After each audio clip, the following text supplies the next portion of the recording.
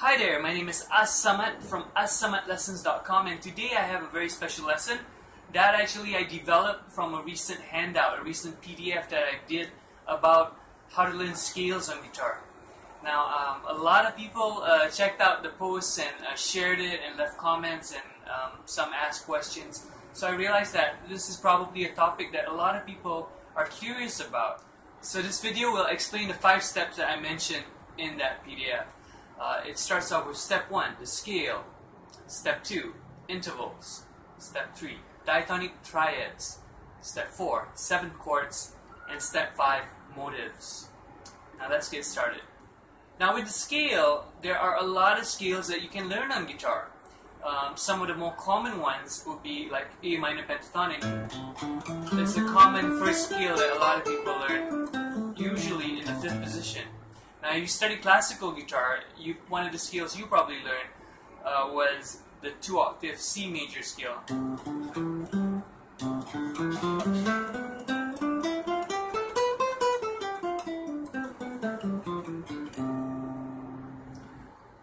There's a lot of different ways to look at scales.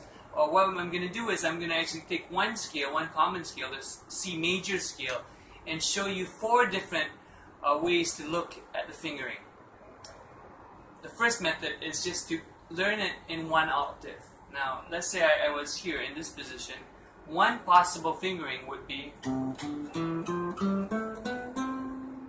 so that's just 1 octave.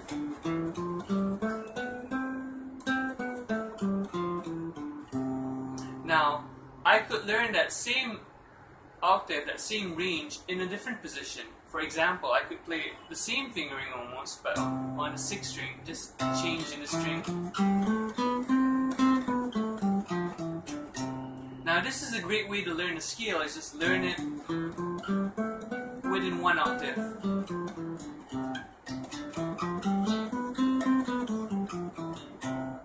Now, after that, what you can do is you can learn it in the 2nd octave. So if I have the 1st octave, I can also learn it here. So I have 1 octave and the 2nd octave. And if I combine it,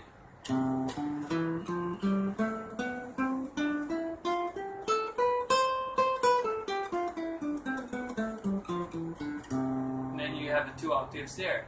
I could also play this octave here and play the 2nd octave.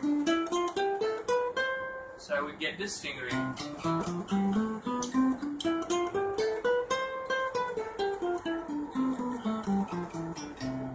Now, the point of this is that this is a great strategy, a great way to learn the scale, because you're looking at 1 octave at a time. So learn it in 1 octave, learn the 2nd octave, and then connect it together. And if you start combining them into a longer pattern, you can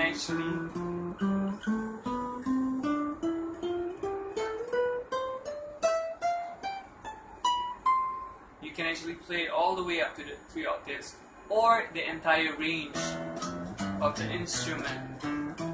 Now, I'm not using any particular fingering here. I am just simply combining. My intonation is a bit out there.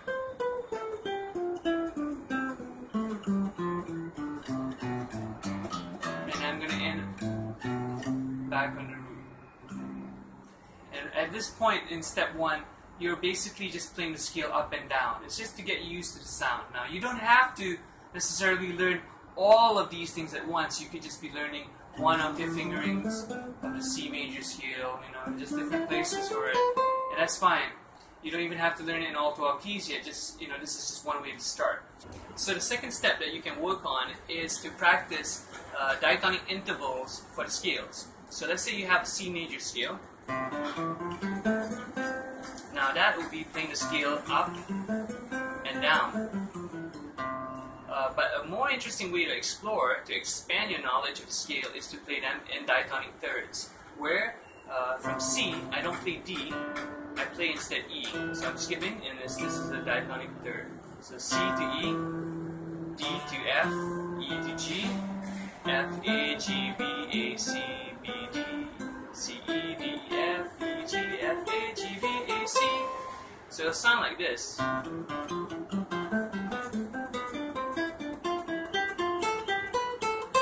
can do the same thing going down.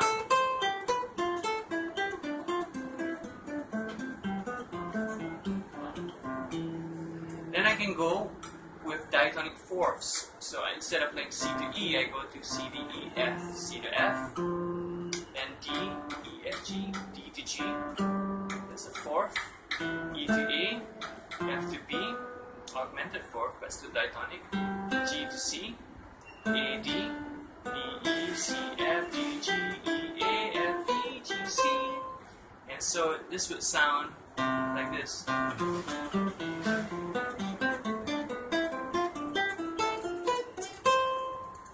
Now, after diatonic fourths, you can play diatonic fifths. Diatonic fifths are kind of spelling out, for the most part, a lot of power chords. C to G, D, A, E, B, F, C, G, D, A, E. Here's a diminished fifth. B, F, C, C, G, D, A, E, B, F, C. And you get this sound.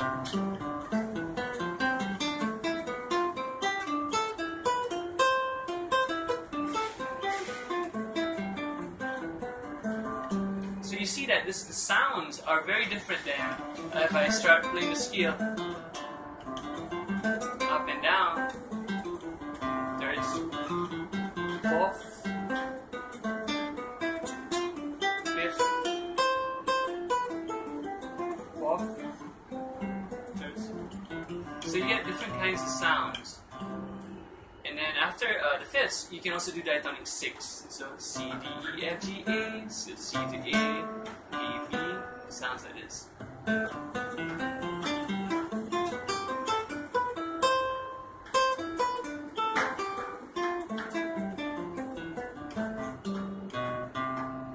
And diatonic sevens.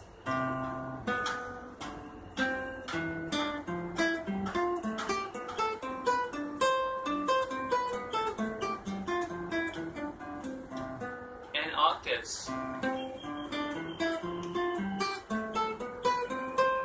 Now, with all these different possibilities, you are going to know the scale in a much more personal way. Instead of just being able to play it up and down, you can change and play different intervals. So by exploring the intervals really deeply, you'll know the scale in a much more personal way and really start understanding the different sounds that are possible in a scale. Now the next step are diatonic triads. So instead of just playing those intervals, you want to play 3 notes. So you actually stack them up and spell out chords. So in C major, C, E, G, G, F, A, E, G, B, F, A, C, G. So these are all the diatonic triads. C major, E minor, E, G, B, E minor, F, A, C, F major, G, B, D, G major, A, C, E, A minor, B, D, F, B diminished, C, E, G. And you want to play them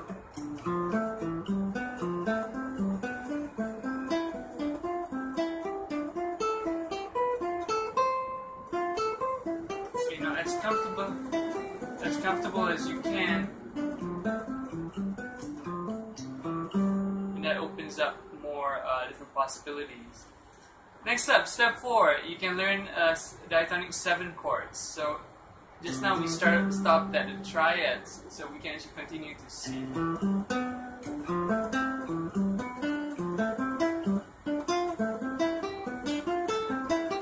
So C major 7, D minor 7, E minor 7, F major 7, G 7, A minor 7, B diminished, B minor 7 flat 5, C major 7.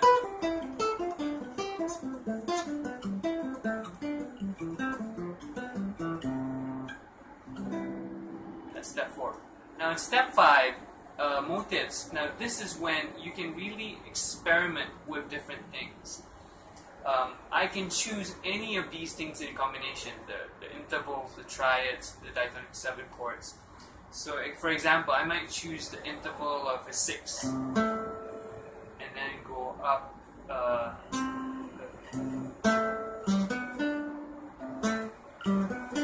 so I'm going up in a 6 and then I'm spelling out the G major triad. So if I sequence that diatonically,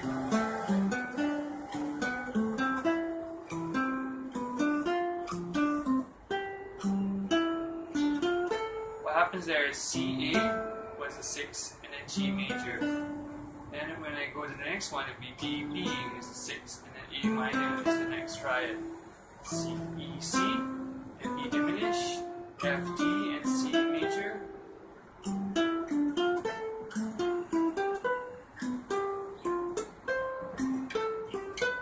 And so on. So that's an interesting melody as well. It's kind of different. I could choose 2 intervals. For instance, I might choose a second and a fifth. And I can play up and down. I'm going through the scale that I'm...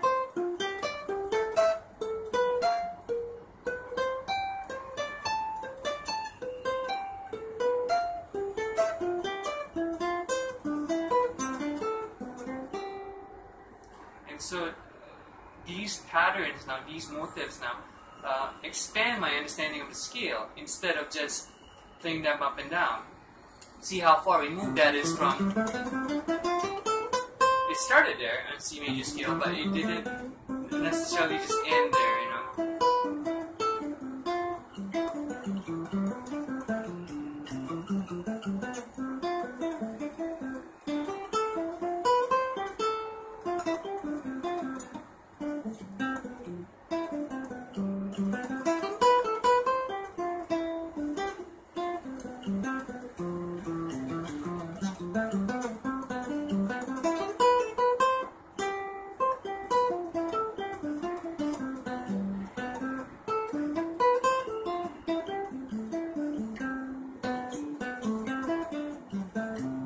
So you can see that there's a lot of different melodies all hidden within those elements. You know, step 1, learning the scale. Step 2, learning the diatonic intervals. Learning the step 3, learning the triads, diatonic triads. Step 4, learning the 7 chords, and step 5, which is just learning the motifs. Now, after you've practiced them, every time you practice something, let's say you practice diatonic 6 in the interval section, you should really try to implement or experiment, you know, improvise using this or creating melodies. So I might do, you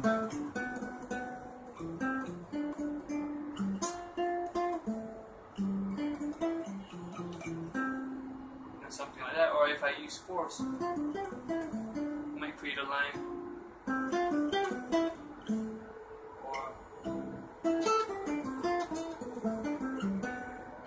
Or I might use the diatonic major 7.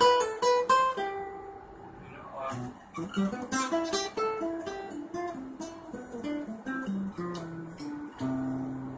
so there's just tons of these different possibilities, and all this comes from, you know, having fun with the material and not looking at the scales as a drag. You know, it's not something that you play before you play a piece of music, you know, in a book or something. It's not an exercise where it's just as for the sake of a technical exercise. It's actually a way of really understanding the sound that's possible within that tonality. It's a way of developing your technique. It's a way of understanding the fretboard in a much personal way. It's a way to just develop everything from your ears to your technique to your musicality. That is what learning scales can help you with. And so hopefully this lesson has opened up those possibilities and inspired you in some way. So if you like the video, please like it on YouTube. If you're on my website, asamadlessons.com, you will see a bunch of different handouts, probably links to different related resources. Please, if you want to get more lessons like this, please subscribe to the mailing list on asamadlessons.com. If you have a question, please ask the question. I love to hear from you and see what is, you know, what is troubling you, what is making you not be able to go to the next level with your playing. So please get in touch, please ask questions, and thank you so much for watching. Take care, and see you guys next time. Bye.